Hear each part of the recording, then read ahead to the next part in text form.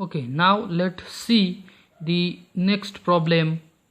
Okay, the problem question number 2 and the problem number 3. In a Faraday disc dynamo, a metal disc of radius r, it rotates with angular velocity omega about an axis is perpendicular to the plane of the disc and passing through its center. The disc is placed in a magnetic field B acting perpendicular to the plane of the disc. Determine the induced EMF between the rim and the axis of disc. Okay, आपल्याला induce EMF जो आहे त्या रिममध्ये आणि जो axis of disk जो आहे म्हणजे centre जो आहे त्यामध्ये असताना जो इंड्यूस EMF जो आहे तो आपल्याला त्या ठिकाणी कॅल्क्युलेट करायचा आहे. आता गिव्हनमध्ये आपण काय लिहिणार? In Faraday's disc. ओके, म्हणजे फॅरेडेज लॉ आपल्याला माहिती आहे. फॅरेडेज लॉमध्ये सोल्युशन आहे.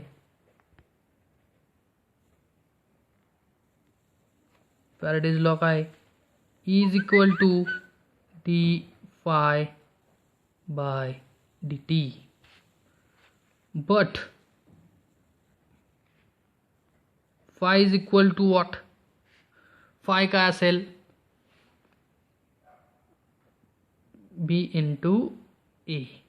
ओके, हे आपण पाहिलेलं आहे इक्वेशन. नंबर ऑफ टर्म्स जर असतील तर फक्त ए आणि या ठिकाणी मल्टिप्लायड होतो. ओके, बी इंटू ए. मग आता ही फायची जी व्हॅल्यू आहे ती यामध्ये पुट केली आपण. E is equal to D B into A divide by D T. Okay, is equal to B into D A divide by D T. Okay, so now is equal to B आहे तसं लिहिलं. Change in area म्हणजे D A जो आहे तो आपण capital ए consider केला आणि टाईम जो आहे तो आपण कॅपिटल टी या ठिकाणी कन्सिडर केला. ओके, तर यामध्ये बी आहे तसाच. मग एरिया काय असतो? डिस्क आहे, बरोबर. आपल्याला प्रॉब्लेममध्ये काय दिलेलं आहे की डिस्क दिलेली आहे. ओके, मेटल डिस्क आहे. It rotates it's angular velocity म्हणजे मेटल डिस्क आपल्याला त्या ठिकाणी दिलेली आहे. मेटल डिस्क म्हणजेच सर्क्युलरली आहे. अशा पद्धतीने मेटल डिस्क दिलेली आहे. सेंटर आहे. ओके, ही रेडियस आहे. ओके, अशा पद्धतीने मेटल आपल्याला दिलेली आहे. मग ती सर्क्युलर आहे. मग एरिया काय असेल? Area of circle pi R square. Okay, divide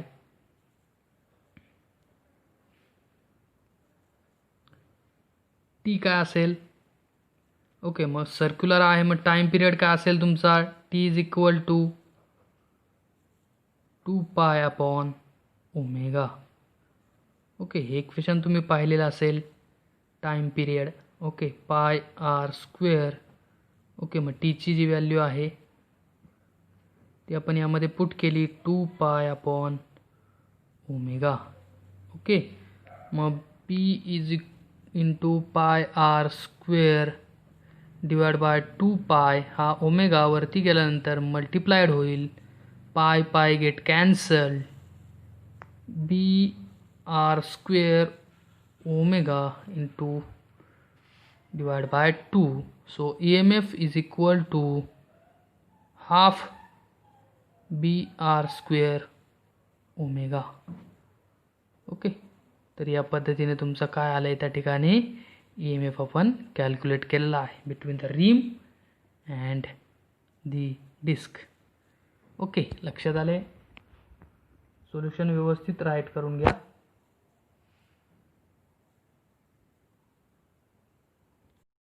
त्यानंतर पुढचा प्रॉब्लेम पहा.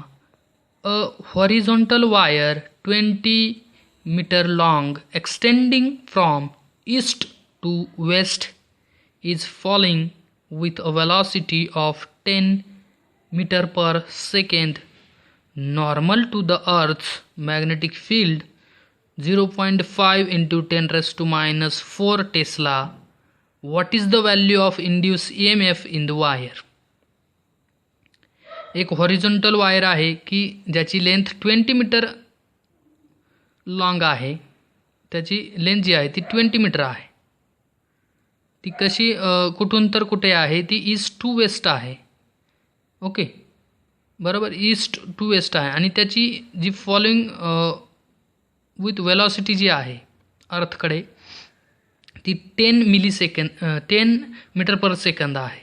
म्हणजे अर्थकडे येण्याची जी वेलॉसिटी आहे, फॉल म्हणजे अर्थकडे तो ज्यावेळी पडेल ती वायर, तर त्या वायरची जी वेलॉसिटी आहे ती काय असेल, 10 मीटर पर सेकंद आहे.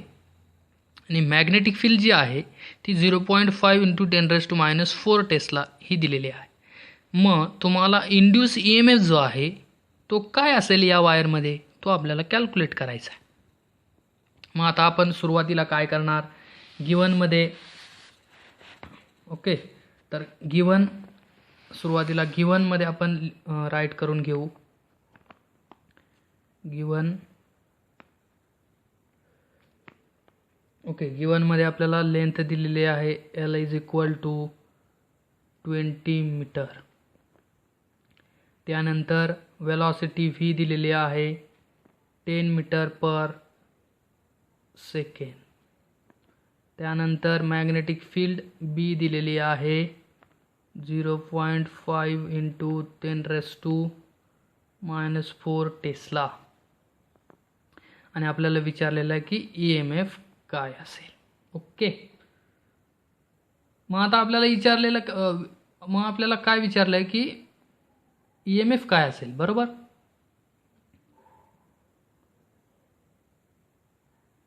मग EMFचा फॉर्म्युला आपल्याला माहिती आहे. मॅग्नेटिक फील्डमध्ये EMFचा आपण MCQमध्ये फॉर्म्युला लास्ट लेक्चरमध्ये पाहिलेला आहे. E = BLV. ओके, मग यामध्ये फक्त व्हॅल्यू आपण पुट केली, 10 × 20 × 0.5 × 10⁻⁴ आहे. ओके, मग 5 जर केला आपण तर 5 × 10⁻⁵ होईल इथे, बरोबर. 5 × 10⁻⁵ टेस्ला.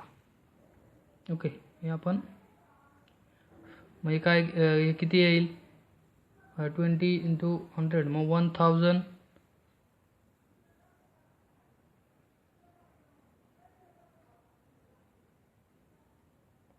ओके, मग इथे किती येईल, 1 2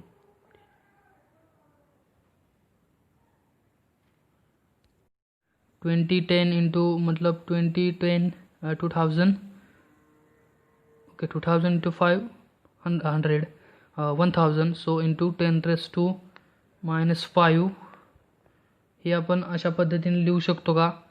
ओके, 10 × 10⁻⁴. ओके, म्हणजे 1 × 10⁻³ असेल × 10⁻⁵. मग 10⁻³ 5 म्हणजे 10⁻², बरोबर. मग तुमचा आन्सर काय असेल,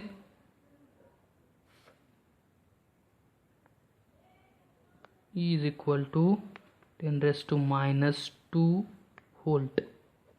हा तुमचा EMF त्या ठिकाणी आलेला आहे. ओके, इथपर्यंत जरी तुम्ही आन्सर लिहिलं तरी चालेल. बुकमध्ये तुम्हाला आन्सर जे दिलेलं आहे ते बुकमध्ये पहा की तुम्हाला जे आन्सर त्या ठिकाणी दिलेलं आहे 10 मिलीव्होल्ट दिलेला आहे. बट तुम्ही इथपर्यंत जरी लिहिलं तरी चालेल. मग जर मिलीव्होल्टमध्ये करायचं असेल तर मग तुम्ही अशा पद्धतीने कराल.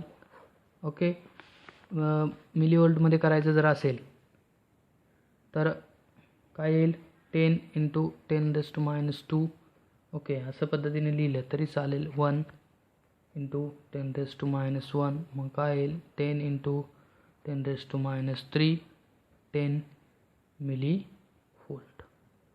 ओके, अशा पद्धतीने आन्सर येईल. इथपर्यंत लिहिलं तरी फुल मार्क्स मिळतील. हे सॉल्व केलं तरी चालेल. इझी आहे. जस्ट फक्त काय केलेलं आहे, पूर्ण लक्षात घ्या सोल्युशन. जस्ट ते गिवन जे आपल्याला दिलेलं आहे ते या ठिकाणी लिहून घेतलं आणि तुमचा काय फॉर्म्युला आहे हे आपल्या लक्षात आलं पाहिजे. या ठिकाणी फॉर्म्युला काय मॅग्नेटिक फील्ड बी दिली, व्ही दिली, लेंथ दिली म्हटल्यानंतर E=BLV असा एक फॉर्म्युला आपण पाहिलेला आहे.